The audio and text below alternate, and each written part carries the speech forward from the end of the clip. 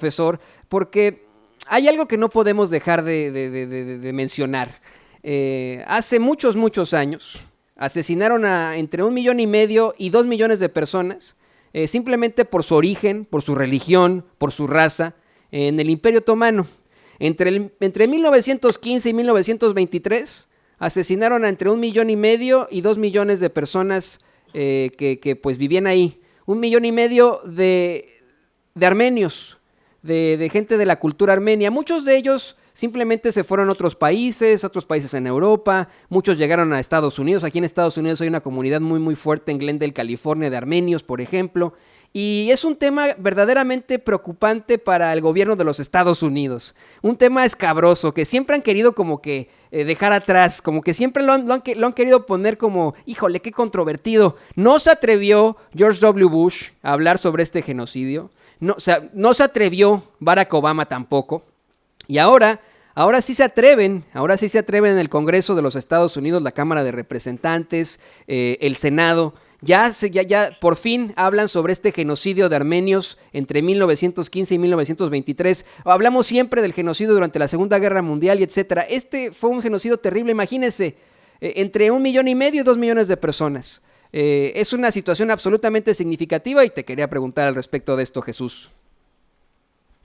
Pues mira, Antonio, antes que nada quiero dar una primicia aquí en Sin Censura, que yo estoy ya con mi segundo libro en la editorial. Ya estamos trabajando las correcciones de estilo para que en los próximos meses del 2020, si Dios quiere, salga publicado. Y es justamente un análisis de las estrategias del cabildeo tradicional turco a través de firmas que contratan en Washington para que defiendan la postura negacionista de Turquía y eviten que el Congreso de Estados Unidos y el presidente de Estados Unidos en turno reconozca el genocidio armenio. Y comparo las estrategias de Armenia y de la diáspora armenia, sus estrategias de movilización, para que justamente a través de su presión, tanto el Congreso de Estados Unidos como el Senado reconozcan oficialmente el genocidio armenio. He venido trabajando en este libro desde hace 6 o 7 años. Hice trabajo de campo en Washington, justamente entrevisté a 28 congresistas, a Madeleine Albright, la secretaria de Estado, y a muchos otros, a John McCain, en paz descanse, cuando todavía estaba súper activo en la senaduría. Y justamente eran personajes que habían estado muy involucrados con la trama armeno-turca. A Bob Menéndez, el senador que ahora fue, que nuevamente volvió a poner el tema en la agenda en el Senado, y a Ted Cruz. Entonces yo recibí como muchas críticas cuando estaba empezando a plantear mis hipótesis y mis principales y primeras premisas, porque me decían, no inventes, Jesús, es una relación súper asimétrica la que hay entre Turquía y Armenia. El concepto de genocidio ni siquiera existía cuando sucedieron las masacres de los asesinatos de 1,5 millones de personas de Turquía contra Armenia. Y en Estados Unidos, pues por razones geopolíticas y por razones comerciales y por razones de la Guerra Fría, Estados Unidos, y después de su guerra contra el Islam o el islamismo en el Medio Oriente, Estados Unidos nunca va a apelar a los armenios, pues porque sacrifica los intereses turcos, porque Turquía lo tiene muy amenazado a Estados Unidos de no prestarle más su espacio aéreo para prácticas o para combates, de no prestarle más su base militar de Incirlik en el Mediterráneo, y también de dejar de colaborar con la OTAN y acercarse más hacia Rusia e Irán, como lo ha estado haciendo Erdogan. Entonces yo decía, bueno, pues yo soy investigador, yo me lanzo a hacer trabajo de campo y lo que los hallazgos me indiquen, pues eso publico. Entonces ahora que ya he estado trabajando, que retomé el tema con toda la fuerza del mundo, le di una pauta porque me puse a escribir el libro que ya salió publicado el año pasado sobre los palestinos y los israelíes, y dije, ahora sí retomo nuevamente el tema de la comparación de estrategias entre armenios y turcos.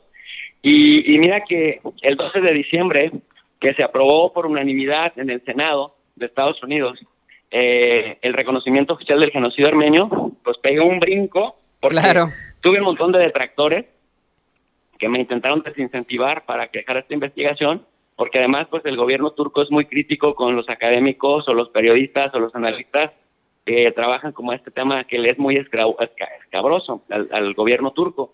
Entonces, recuerdo que el mes pasado, en octubre, la Cámara de Representantes también había aprobado la resolución reconociendo el genocidio armenio por 405 votos, y solamente hubo 11 en contra.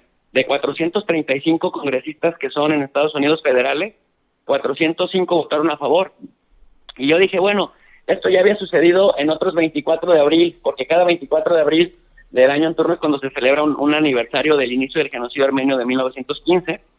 Y dije, pues probablemente lo vayan a atorar en el Senado. Pero Bob Menéndez, a quien entrevisté en el 2013 allá en Washington, decía que no iban a quitar el dedo del renglón hasta que el Senado lo aprobara mientras él viviera.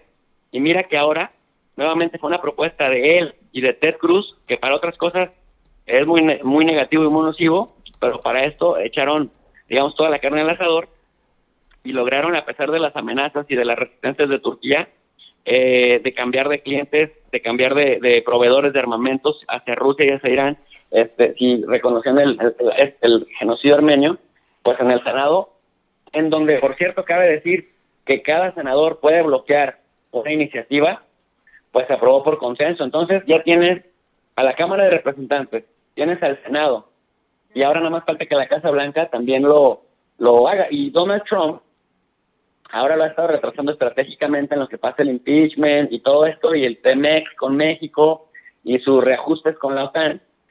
Pero Trump en campaña prometió a los armenios que iba a reconocer el genocidio, porque déjame, le cuento a la audiencia y a ti, que históricamente los presidentes de Estados Unidos, justamente por estas amenazas históricas de Turquía y por la codependencia de la Guerra Fría, solo le dicen Metz-Yegerm, que es como masacre, o es como decirle genocidio, pero en armenio. Es como la diferencia que utilizan los judíos, Antonio, entre decirle holocausto, que sería el nombre oficial, a decirle Shoah, en hebreo. Ok.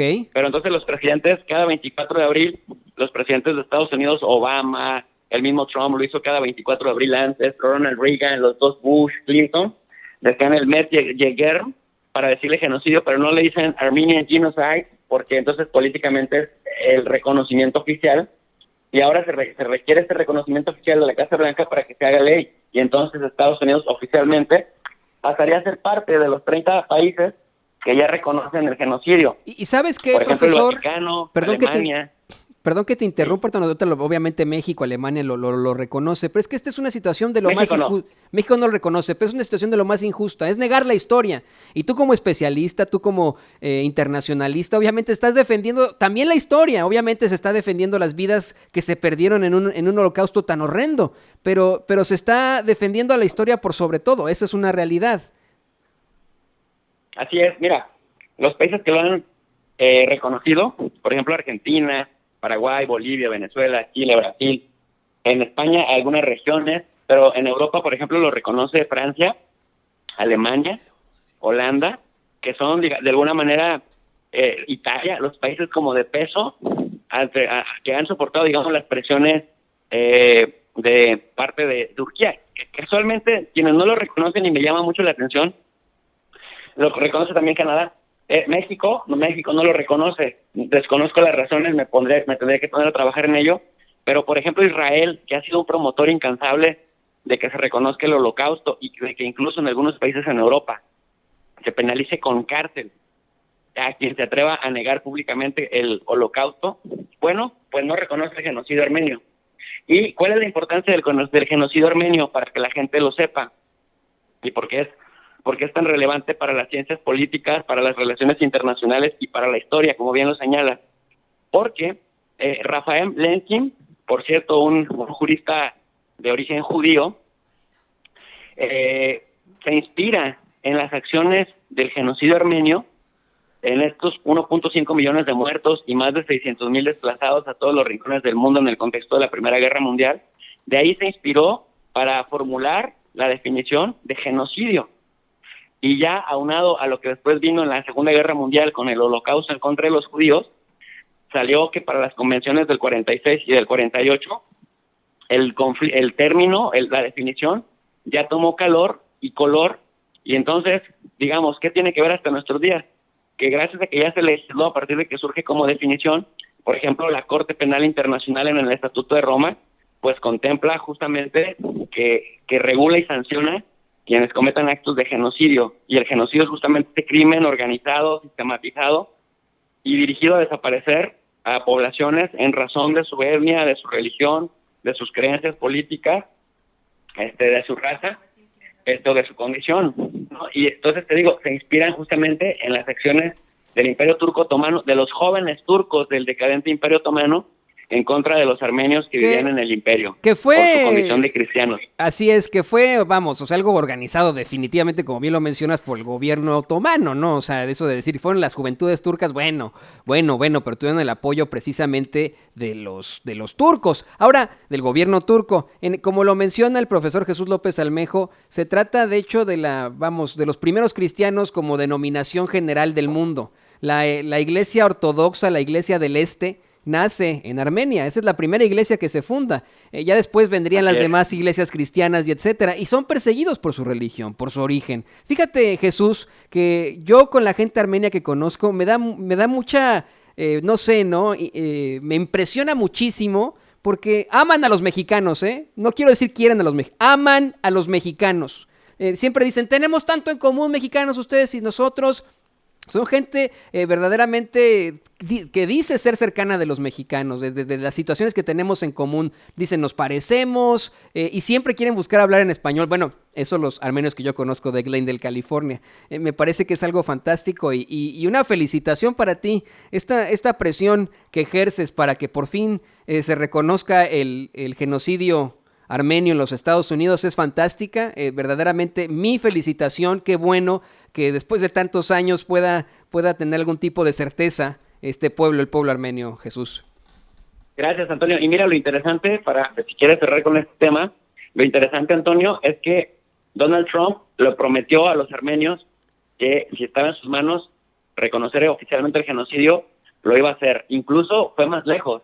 Les dijo que iba a meter presión también a la Cámara de Representantes, a la Cámara de Senadores, para que lo aprobaran. Pero como ya se le adelantaron en octubre, en este año, en la Cámara de Representantes, y ya se le adelantó el Senado el 12 de diciembre, ahora la bolita completamente la tiene él.